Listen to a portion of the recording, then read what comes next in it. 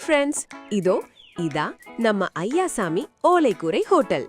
வாசல்ல போர்டுல காகம் கறியை தவிர எல்லாம் கிடைக்கும்னு எழுதி இருக்கிறத பார்த்தாலே தெரியுது இவங்க நிர்வாகம் எவ்வளவு ஸ்ட்ராங்னு.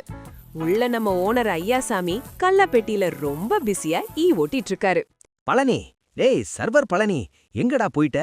ஹோட்டல்ல கஸ்டமர் வர்ற நேரத்துல எங்க போய் ஒளிஞ்சிருக்க? வந்துட்டேன் முதலாளி. இந்த மெனு கார்டை இங்கிலீஷ்ல டிரான்ஸ்லேட் பண்ணிட்டு இருந்தேன். இன்னைக்கு சிட்டி பசங்க வராங்களாம்ல, நம்ம ஹோட்டல் கெத்த காட்ட வேணாமா? ஆமா, நீ பெரிய லண்டன் ரிட்டன்.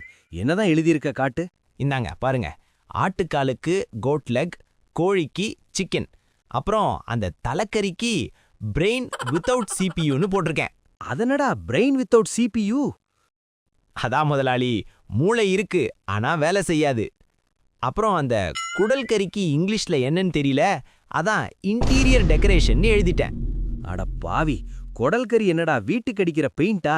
இன்டீரியர் டெக்கரேஷன் எழுதி வச்சிருக்க. சரி சரி, வர்றவங்க கிட்ட வாயை திறக்காம இருந்தாலே போதும், இல்லனா நம்ம ஹோட்டல் மானம் கப்பல் ஏறிடும். அப்போ வத்தி குச்சி வடிவேலு கக்கத்துல ஒரு துண்டை இடுக்கிக்கிட்டு உள்ள வராரு. மூஞ்சியே கோபத்துல பயங்கரமா இருக்கு. ஐயா சாமி, உன்னையெல்லாம் மனுஷன்னு நம்பி நேத்து பிரியாணி பார்சல் வாங்கிட்டு போனேன் பாரு, என்னைய சொல்லணும். ஏனே, பிரியாணி தேவாமிர்த மாதிரி இருந்துச்சுன்னு ஊரே சொல்லுதே, நீங்க என்ன புதுசா சொல்றீங்க? தேவாமிர்தமா? நேத்து அந்த பிரியாணில ஒரு எலும்பு கூட இல்லையேடா. வெறும் அரிசியை தின்னுட்டு நான் என்ன முட்டையா போட முடியும்? ஏன்ன கறிக்கடைக்காரங்கிட்ட எலும்பு இல்லாத கறியா போடுன்னு கேட்டு வாங்கிட்டு வந்து சமைச்சேன். அதுல எலும்பு இல்லைன்னு என்கிட்ட வந்து சண்டைக்கு வரீங்களே. அரிசியில கல் இருந்தா கூட பரவாயில்லடா, பிரியாணில எலும்பு இருக்கணும்ல. அண்ணே, லாஜிக்கா யோசிங்க. நாங்க எலும்ப மட்டும் தனியா உருவி எடுத்து சூப்பு போட்டு 20 ரூபாய்க்கு வித்துட்டோம். ஒரே கறியில 2 லாபம். இதுதான் பிசினஸ் மேக்னெட். அண்ணே, அது எலும்பில்லாத பிரியாணி இல்ல, அது எலும்பு இப்போதைக்கு இல்லாத பிரியாணி.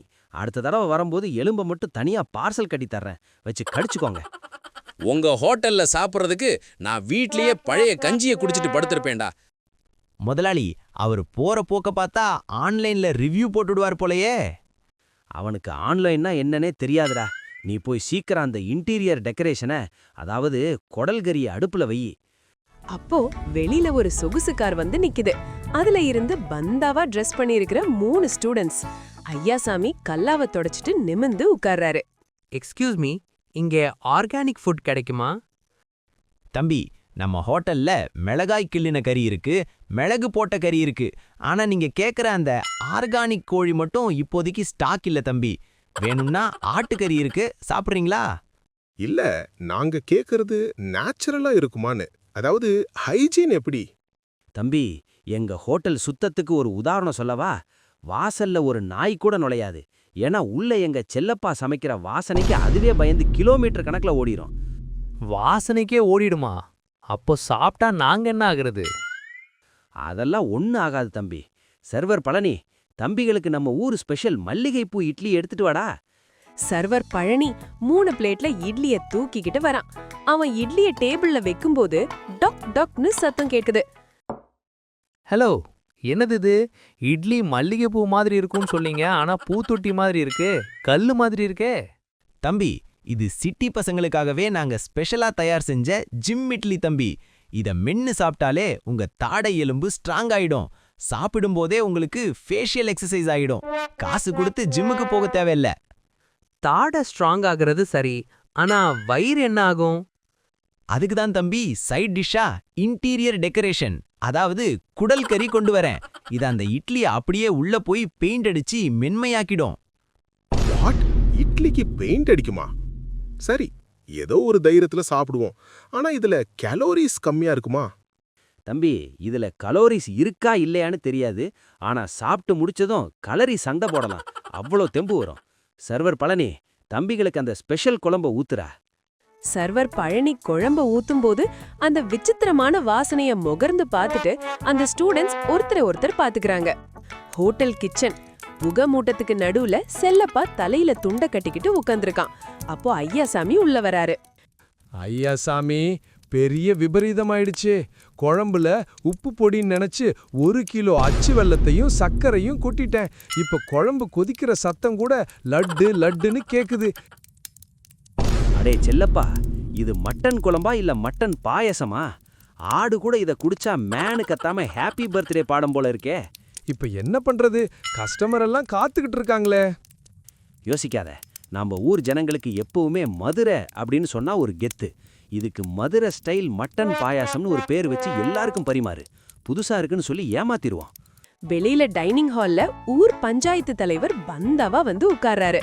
சர்வர் பழனி அவருக்கு அந்த இனிப்பு குழம்ப ஊத்துறான். என்னப்பா ஐயாசாமி, மட்டன் குழம்புல இன்னைக்கு என்ன ஸ்பெஷல்? சாப்பிட்டா அப்படியே கல்யாண வீட்டு பாயாசம் மாதிரி நாவே இனிக்குது. இதுல கொஞ்சம் முந்திரி பருப்பு மட்டும்தான் காணோம். தலைவரே, இதுதான் எங்க ஹோட்டலோட புது கண்டுபிடிப்பு, மட்டன் பாயாசம். சிட்டில எல்லாம் இதுதான் ட்ரெண்டு. சாப்பிடும்போது நாக்குக்கு இனிப்பா இருக்கும், ஆனா தொண்டைக்கு போகும்போது தான் காரம் பிடிக்கும். இப்ப பாருங்க, அந்த மேஜிக் நடக்கும். என்னப்பா சொல்ற? எனக்கு இன்னும் காரமே வரலையே. சர்வர் பழனி, அந்த ஆபரேஷன் காரத்தை ஆரம்பி. சர்வர் பழனி திடீர்னு ஒரு தட்டுல நிறைய பச்சை மிளகாய தூக்கிக்கிட்டு ஓடி வரான். தலைவர் வாயை திறக்கும்போது ஒரு பெரிய மிளகாய அவர் வாய்க்குள்ள லாவகமா திணிச்சிட்டு ஒரு சொம்பு தண்ணியையும் அப்படியே அவர் வாயிலேயே ஊத்துறான். ஐயோ, காரம் கொல்றானே, எரியுதே.